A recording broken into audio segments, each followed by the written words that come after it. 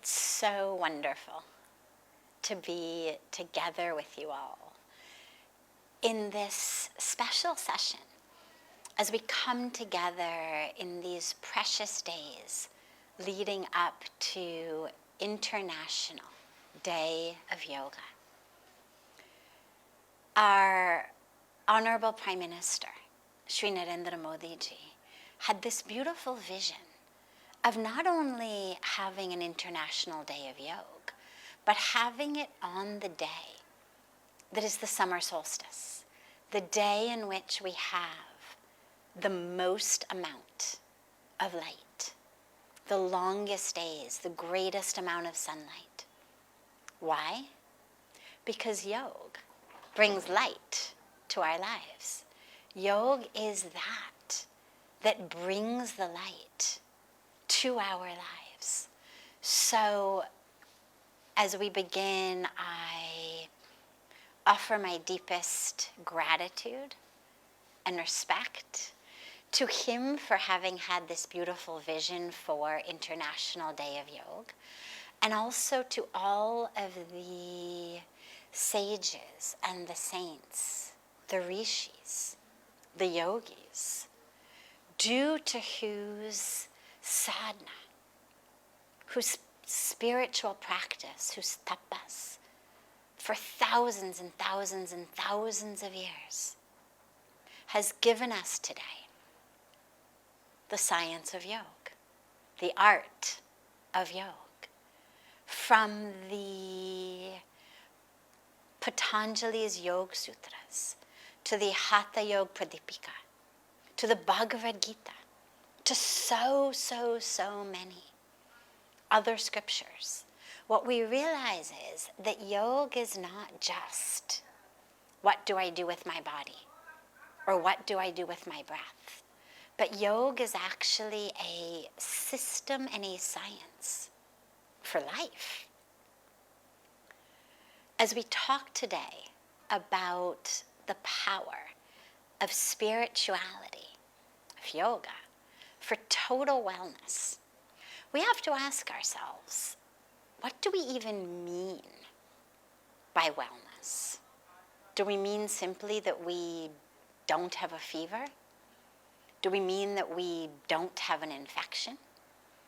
Do we mean that we have six-pack abs? Do we mean that our glucose levels or our ketones levels are at a certain level, a certain number? What do we even mean by wellness? And this is critical because we have to be clear of our goal in order to know the path to follow. Yoga, as we know, literally means, the Sanskrit word literally means union. So yoga is a path that brings us into union.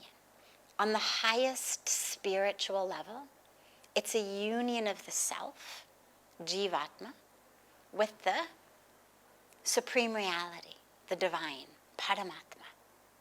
But on other levels, on levels of our physical bodies, our energetic bodies, it's a union of us with balance, with alignment, all of the different aspects of us coming into alignment, whether it's the different parts of my body, my breath to my body, whether it's my mind to my muscles. Yoga is that unites us. And my favorite story joke about the importance of this is about the guy who goes to the doctor. And he says to the doctor, there is something very wrong with me. Whatever I touch, it hurts.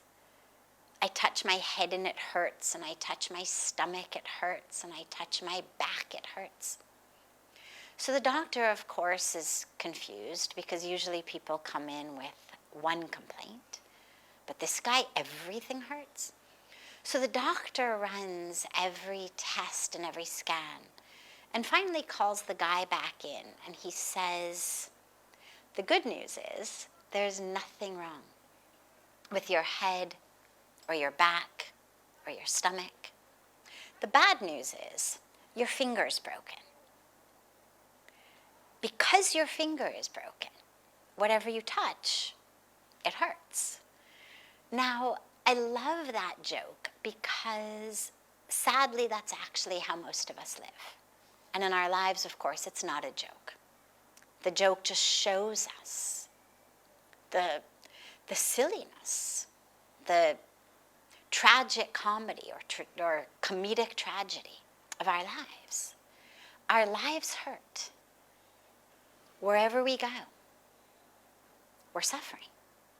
We suffer depression. We suffer anxiety. We suffer restlessness. We suffer frustration. We suffer resentment. We suffer guilt, shame. We suffer unfulfilled expectations. We suffer so much. We then turn quite frequently to things to alleviate that suffering. Drugs, alcohol, food, promiscuous sex, Facebook, shopping, whatever it may be. But we turn to things that we think will alleviate the suffering. Of course, they don't, and they end up just bringing us into more suffering. But that suffering, the root of that suffering, is because we are disconnected. Like the guy with the broken finger. Whatever he touches, well, it's going to hurt. Not because there's a problem with his nose or his ears or his neck or his shoulder, but because the finger is broken. Because that mechanism through which he is touching itself is broken. And in our lives, when internally we are disconnected, broken, from that connection with our truth, with the truth of who we are, which is divinity, when we are disconnected from that, things hurt. Because then we are relying on what I'm going to buy, what I'm going to attain, what I'm going to achieve, what I'm going to acquire. We rely on that to help bring us what we think will be the happiness, the peace that we're looking for. If I only could just buy these things, achieve this, have that, then I would be happy. But of course it isn't out there. But the reason that I feel like I am lacking is because I've got this broken connection. So yoga is that which reconnects us. But we have to ask ourselves, what am I looking for? Because if I only go into yoga looking for losing weight, or looking for a good figure, or looking to define my biceps and my triceps, well, yoga will give you that. But you miss everything else. If I walk into a grocery store looking for a TV, well, I'm going to miss all of the great nourishing, nurturing possibilities that the grocery store actually has for me. Because my eyes are focused on, I need a TV set, I need a TV set. And in the same way, if I'm focused on only the ratio of my bust to my waist to my hips, I'm going to miss the power of what yoga actually offers me. And that's why as we dive into a path of yoga, we have to realize, what am I looking for? And that's why I began by saying, what do we even mean by wellness? Is it more than my levels of ketones? Is it more than my six-pack abs? Is it more than my weight? Is it more than my glucose levels? Is it more than my complexion in the mirror? What am I looking for? Because there's a lot of people in the world who have great physiques but need to take pills to go to sleep at night.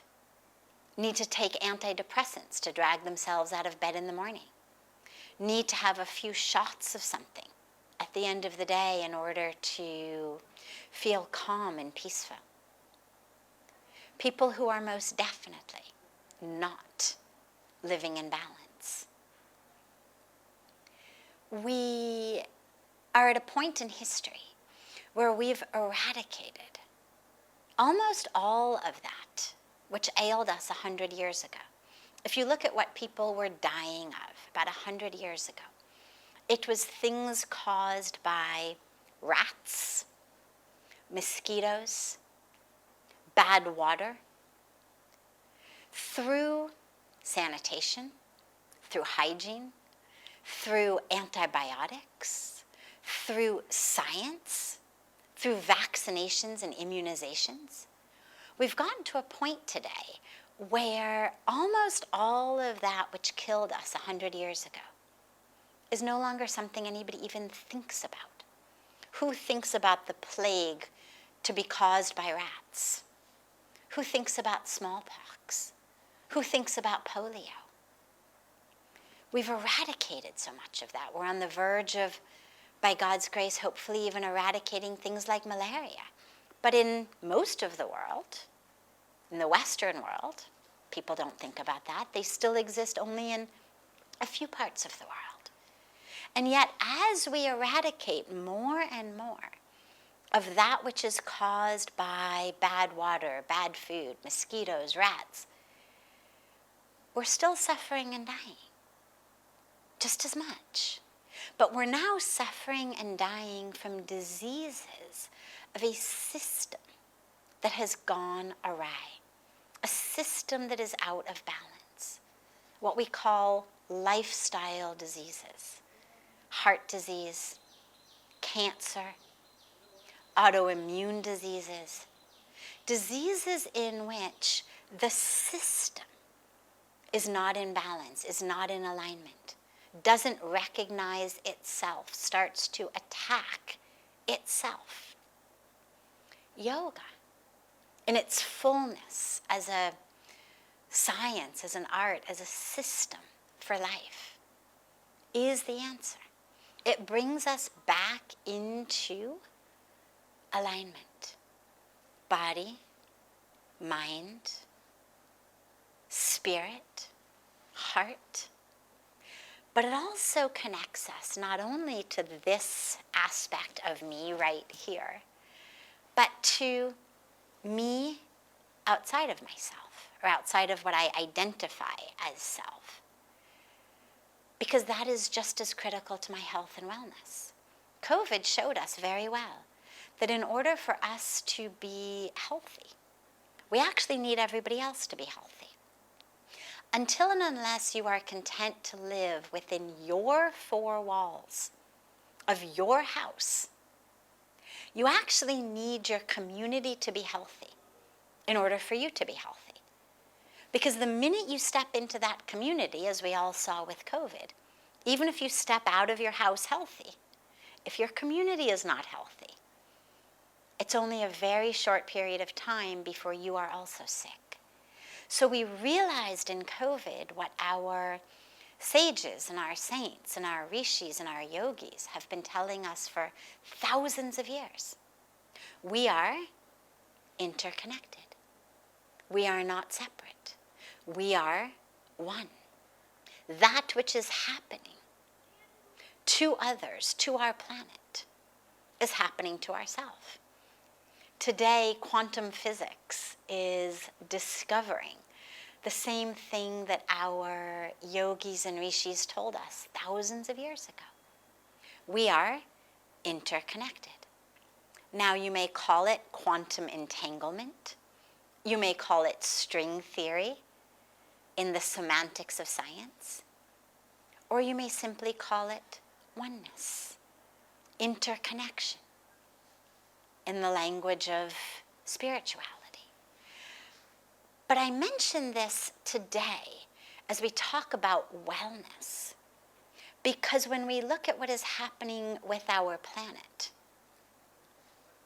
with our environment, with climate change, with our air, with our water, with our soil, we realize the critical necessity of protecting that planet in order for us to stay healthy. So for me to be healthy, I need my mind, my heart, my body to be healthy, but I also need my community to be healthy. And I also need my water supply to be healthy, because if my water is polluted, the moment it goes in, no matter how much yoga I do, no matter how strong my muscles are, no matter anything, I'm going to get sick. We'll be back where we were 100 years ago. If the soil in which my food is being produced is toxic from the waste that's being dumped into it from factories and industries, well, then that food, which is supposed to nourish and nurture me, is actually going to end up harming me. Doing pranayama is critical to good health, mental health, physical health. But if the air I am breathing, if the prana I am taking in, along with breathing in oxygen, if I'm breathing in toxic chemicals, well, then that pranayama is actually going to end up harming me rather than helping me. So as we speak about this union of yoga with regard to wellness, we have to include our planet. And what that means is that my yoga isn't just what I do on the mat, that my yoga becomes that which I do off the mat in my life, which of course Patanjali-ji told us, which of course Bhagwan Krishna told us so beautifully in the Bhagavad Gita, 700 verses of living yoga, whether through Bhakti Marg, through Gyan Marg, through Karma Marg, whatever yoga path we go through. It's 700 verses of living yoga. And Patanjali-ji gave us the sutras, but he also gave us very simply and very easily, simply yam and niyam, the very core foundation of Ashtanga Yoga. And if we simply take yam and niyam and actually implement them in our lives, not only will our personal experience within ourselves, within our relationships, be healthier, in balance, in alignment, but actually our entire world will become healthy and peaceful. This is why I always say that yoga is the answer to whatever the ailment is. Yoga is the medicine to whatever the ailment is. Whether we suffer from depression, anxiety, addiction, whether we're suffering conflict in our families, conflict in our communities, conflict between our nations in war, conflict with Mother Earth, manifesting as climate change, as environmental destruction, as loss of our planet's water, as pollution of our air, pollution of our soil. All of that has one answer, yoga. Because actually the core cause of all of those problems is one, the illusion of separation. If I feel separate from God, from the divine, from my higher, truer self, I suffer. I suffer depression, I suffer anxiety, turns to addiction. When I feel separate from the fullness of myself, that divine fullness, that purnata, well then I'm going to fight and struggle with family members, with friends, with my spouse, because I need something from them in order to feel full. Then life becomes as I want it, when I want it, what I want. And when you don't give it to me, we fight, because I need it. Because I'm feeling empty on the inside. I'm feeling not at peace on the inside.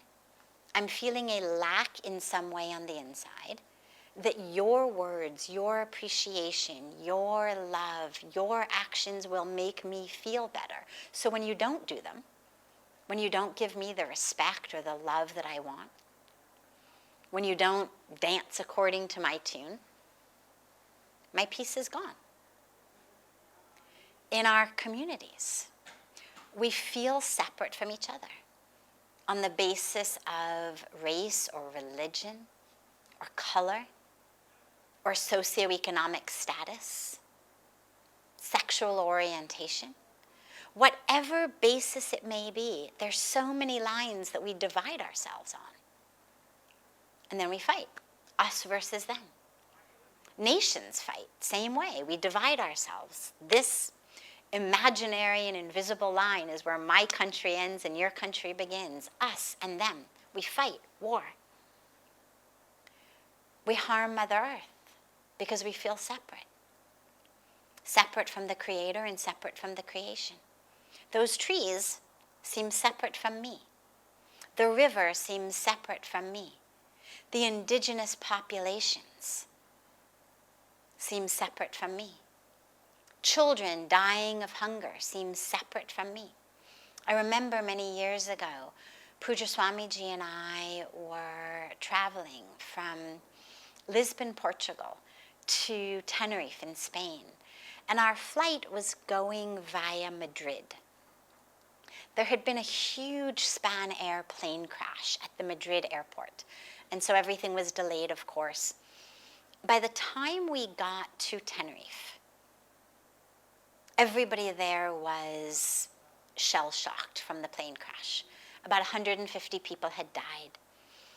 And when we got there, everybody asked, can we please have a puja? Can we have prayers for the departed souls? And it was beautiful. I was so touched and appreciative by their love and compassion. And we asked people, did you know anyone who died on the plane? Everyone said no. And yet, day after day, we were in Tenerife 3 or 4 days. Day after day, everybody kept saying, can we have prayers? Can we have puja? And I thought, this is amazing, because 150 people died in that plane crash. And yes, of course, we should pray for them. Beautiful. And yet, tens of thousands of children are dying of starvation every day. Every day. Almost 1 billion people are sleeping hungry every night. Women are dying in childbirth across the world. But I've never been to any program, any event, any place where somebody says, could we please begin with prayers and puja for the thousands of children who died of hunger today? Could we please begin with prayers and puja for the women who died in childbirth today? Why? Because the people who died on that airplane crash could have been us. Right? All the people in Tenerife, they fly Spanair, they travel via Madrid. Could have been us. Could have been our loved ones. Those people seem like us. People dying of hunger, well, that's not us. That's not something we have to worry about. Women dying in childbirth, that's not something we have to worry about. Those are them. So we don't think about them. And in our illusion of separation, we allow them to suffer. Yoga, spirituality is the awareness. There is no us, there is no them. It's all us. We are one. This is the beauty of the G20 theme this year of Vasudhaiva Kutumbakam. That's yoga. Oneness. The world is a family. And so if we're going to live yoga and live spirituality for total wellness, we have to make sure that our planet is taken care of, that our planet is healthy. And here's what's the bonus in it. It actually helps your health. And it actually keeps you, even just the little you, even just the physical you, so much healthier, so much happier. There's been so much scientific research on the role that spirituality plays in our own physical health. Not only does it make us greater assets to the planet, not only does it make us those who tread lightly so that we keep our air and our water and our soil clean, not only does it fill us with that compassion to take care of the children who are dying of hunger, but it actually takes care of our own health. Duke University did a great study where when patients came in having suffered a heart attack at their hospital, upon intake, they asked the patients one additional question. And the question was, how spiritual or religious are you? 3 options: very religious, not religious at all, or somewhat religious. Within 6 months of their first heart attack, about 11% of those who had checked not religious at all had a second fatal heart attack.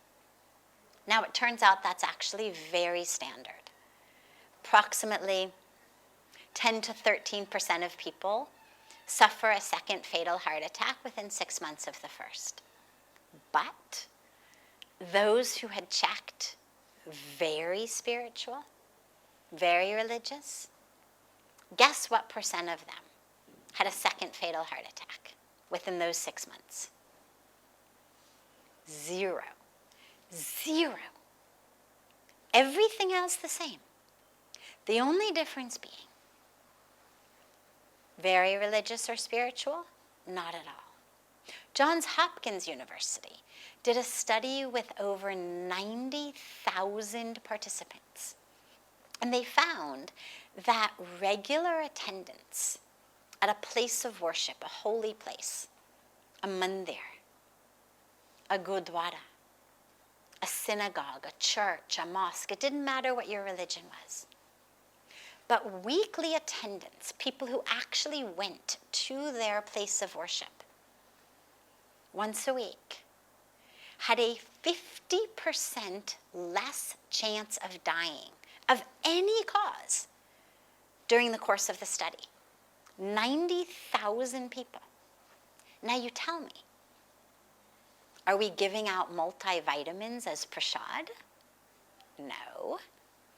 Is the air in our temples or gurdwaras filled somehow with some kind of specialness that immunizes us against illness and disease? No. In fact, very frequently the prasad we get on our way out is some kind of, greasy halva or something, some kind of sweet. It's not that we're giving out organic fruits and vegetables. So what is it?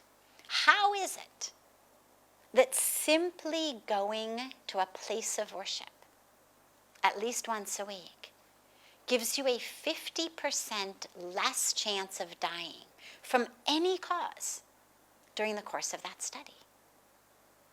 That is the power of spirituality. It's the power of that divine connection that changes how we think, how we feel, and therefore how the very cells of our body operate. It actually changes the immunity, the strength, the robustness, the health of our bodies. So our spiritual practice, our yogic practice, is that which gives us that health, yes, in the body, and also beyond the body. One other scientific example that I'll give you that I love, because for most of us, our practice of spirituality, our practice of yoga, we understand it's not just about an asana.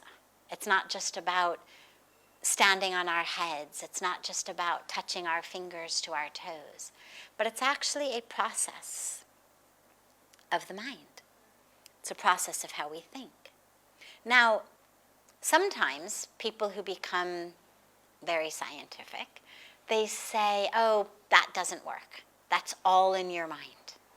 But I'm here to tell you that, yeah, it's all in the mind, and the mind is actually what works. Today's science is backing up, discovering exactly what the yogis and rishis have been telling us. One example I'll give you. People who have had a limb amputated, an arm, a leg, between 60 and 80% of them have pain in the limb that has been amputated. Now, how is it possible to have pain in my arm if my arm has actually been amputated? Right? If I say to you, oh, my arm hurts. Well, where's the pain? In my arm. But if there is no arm, where's the pain? In the mind. But 60 to 80% of people who have had a limb amputated have that pain. And what's amazing, the cure to that pain,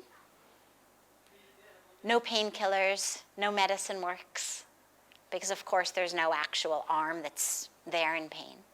But you know what works? A trick that they do with boxes and mirrors that actually convinces the brain that that limb that no longer exists is there and it gets healed.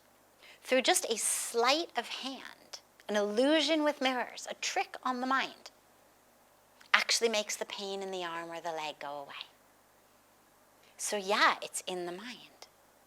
But the mind is the steering wheel for our lives. That's why in our scriptures we're taught, Man eva manushyanam karanam bandha mokshayo. The mind is the key to bondage or freedom, to health and wellness or illness. It's all in the mind. So in this beautiful lead up to International Yoga Day, make a commitment to working with your mind for yourself and for your greater self. Meditate. Pray. Not pray for something you want, but pray in gratitude. Prayer is not about bargaining with God. A lot of us think that, oh, I'm going to pray to God for this or for that. Prayer doesn't turn us into beggars. Prayer should turn us into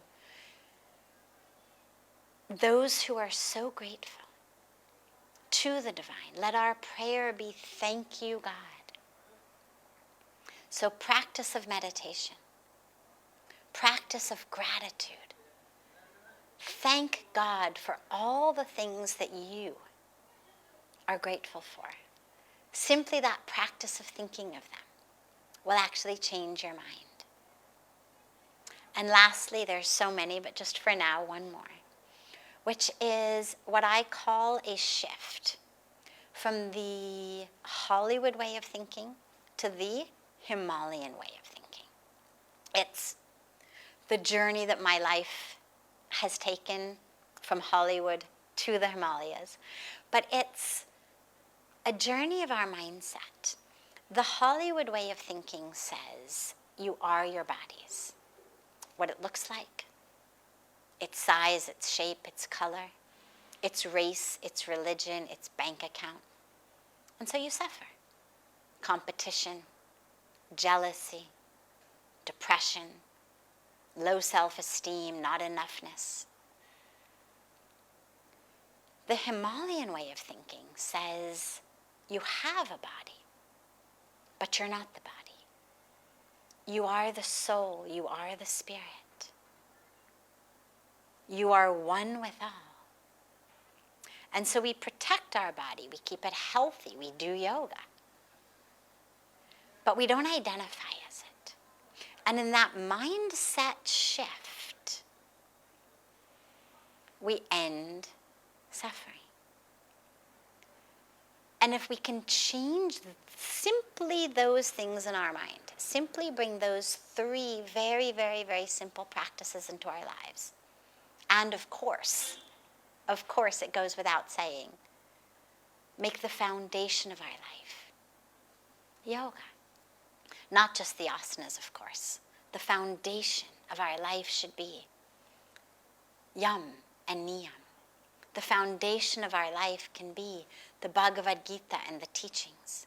Again, these are for any religion. I'm not saying that you have to change your religion or worship God by a particular name or form. These teachings are universal. There's nowhere in the Bhagavad Gita, there's nowhere in the Yoga Sutras, there's nowhere that it says, thou shalt worship God only by this name, only by that way, only in this way. It doesn't say anywhere. In fact, the teaching is the opposite. God is infinite.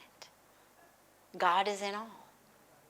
The divine appears to the devotee in whatever way the devotee worships.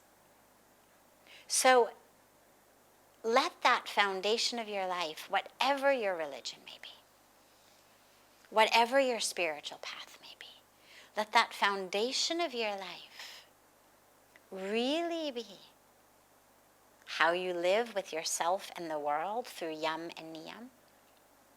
And then how that yoga becomes your path to the truest form of wellness, which is wholeness and oneness, that samadhi. Through all of the beautiful paths that Bhagwan Krishna has given us, through all of the different paths that our yogis and rishis have given us. When we have that, then we have not only health, not only wellness in the body, but we have the full wholeness of ourself. And if we can do that, then the light of yoga will not only shine upon us, but will actually emanate from us onto the world for all. I'm so grateful to the Indian Yoga Association for this beautiful opportunity to address you all and be with you all today. Let us remember, do yoga, live yoga, be yoga, and share yoga with all.